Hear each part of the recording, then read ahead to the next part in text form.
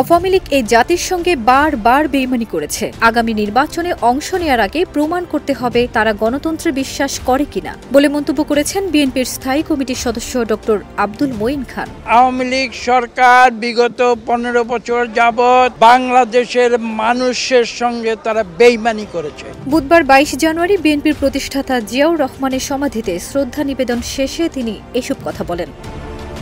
কেউ না বুঝলেও আমরা আপনার প্রয়োজন বুঝি, আর তাই তো অত্যাধুনিক ফিচার সম্বলিত বিভিন্ন সাইজ আর কালারের 250-টিরও বেশি ডিজাইন অপশন নিয়ে ওয়ালটন স্মার্ট ফ্রিজ বোঝে আপনার প্রয়োজন। ডক্টর মঈন খান বলেন, সরকার থাকার সময়ে আওয়ামী লীগ দেশের মানুষের সঙ্গে বেইমানি করেছে। ফ্যাসিস্টদের নিয়ে কেন নির্বাচনে যাব? ফ্যাসিস্টদের নিয়ে নির্বাচনের আগ্রহ নেই বিএনপির। স্বৈরাচার বিরোধী প্রবাসী বাংলাদেশিদের আত্মীয় স্বজনদের উপর জুলুম করেছে আওয়ামী লীগ সরকার। তারা গণতন্ত্রে বিশ্বাস করে কিনা তার পরীক্ষা আগে আজকে বাংলাদেশে 18 কোটি মানুষ। তিনি বলেন, সরকারের গুরু দায়িত্ব হচ্ছে দেশে গণতন্ত্র ফিরিয়ে আনা। এই দায়িত্ব পালনে বিএনপির সহযোগিতা করে যাচ্ছে।